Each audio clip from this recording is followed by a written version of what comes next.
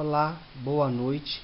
Meu nome é Gabriel e iremos tratar nesta aula sobre o tema fotografias revivendo as memórias. Para iniciar a nossa discussão do trabalho, a fotografia é utilizada na história cultural como meio de trazer, reviver questões importantes na história atual. A utilização da fotografia como fonte na história cultural permite compreendermos suas informações valiosas para a reconstrução do passado e até do próprio presente. Na última década, a historiografia usa da imagem como variável significativa. Toda fotografia deve ser considerada um produto social e cabe ao historiador realizar as problematizações necessárias, tentando compreender os processos históricos pelo qual a imagem iconográfica foi retratada.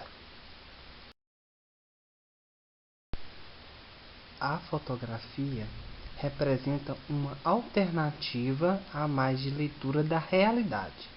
Apesar de ser um produto cultural, faz-se necessário a utilização de um fotógrafo, pois partem de seu olhar os elementos essenciais para compor a imagem. Faz-se necessário ao historiador situar-se em uma imagem iconográfica em um determinado tempo e espaço e reparar suas alterações e contextos. O ofício do historiador é compreender de forma crítica todos os agentes internos e externos da fonte, utilizando o método de análise, uma leitura desse documento visual. Colocando como evidência o exercício de análise de duas fotografias da Companhia Agropastoril Rio Doce, que exerceu grande influência econômica para a cidade de Governador Valadares, Minas Gerais, nas décadas de 1940 e 1950. Ao analisarmos a primeira fotografia, podemos observar que existe um grande lago com grandes toras de madeira. Esse lago foi construído com o propósito de colocar essas toras de madeira para serem amaciadas e facilitarem a laminação para transformarem em compensados. O segundo ponto a ser tratado com a imagem, podemos observar que representa a estrutura física da Companhia Agropastoril Rio Doce, demonstrando que a empresa está funcionando a todo vapor. É nítido na imagem a chaminé saindo fumaças e os amontoados de madeira que existia próximo ao lago.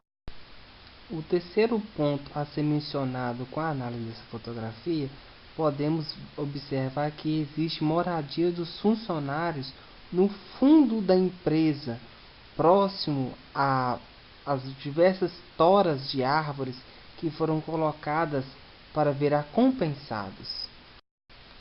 Nesta segunda fotografia, podemos observar que é de uma vista mais panorâmica da Companhia Agropastoril Rio Doce. A princípio, a primeiro plano, demonstra um campo de futebol que representa as instalações elétricas e refletores da indústria. Nas proximidades do campo de futebol, apresenta uma pequena área de mata que supostamente seria utilizado pela empresa para o seu manuseio na fábrica. E ao lado do campo de futebol está a outra parte das moradias dos trabalhadores da fábrica. O segundo ponto a ser mencionado seria que apresenta as margens do Rio Doce e o Pico da Ibituruna. Parte das margens do Rio Doce situava as moradias dos chefes da indústria.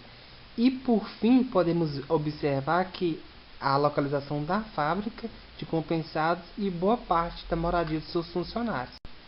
Após a descrição e observação das duas imagens fotográficas escolhidas, surgem algumas problematizações interessantes para que nós pudéssemos compartilhar dentro de sala de aula e com a própria turma da pós-graduação sobre a fotografia como meio para dar aula.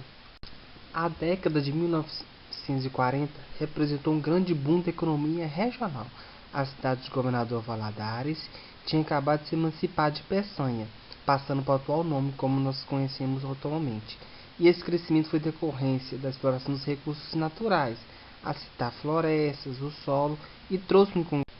A Companhia Agropastoril Rio Doce foi criada em agosto de 1943. Essa empresa foi considerada uma das principais do ramo madeireiro. Sua instalação foi uma das mais modernas fábricas de compensados do país. A empresa foi subsidiada pela empresa belgo-mineira, onde utilizava das madeiras que não eram usadas na usina de João Belevade e Sabará, que transformavam em compensados.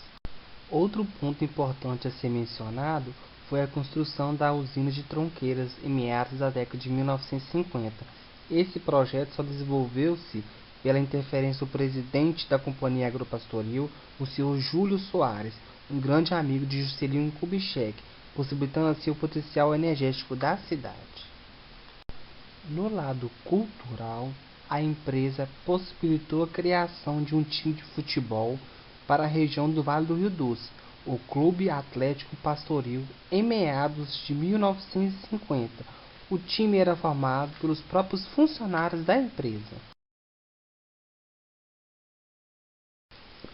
Com a utilização desenfreada da madeira na região, começa a ocorrer uma escassez dos recursos naturais. A Companhia Belgo-Mineira desinteressou-se pela produção de compensados e repassa para outra empresa, Combraice, Companhia Brasileira de Indústria e Comércio. Após discutirmos as fotografias, várias são as possibilidades que podemos retratar, mas como toda imagem, podemos dizer que será compreendida pela capacidade de cada um observar e tirar suas próprias conclusões.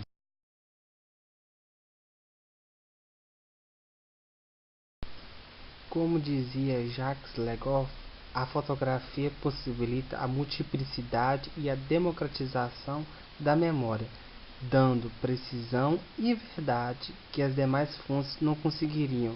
Desde já eu agradeço, muito obrigado pela atenção e até a próxima aula.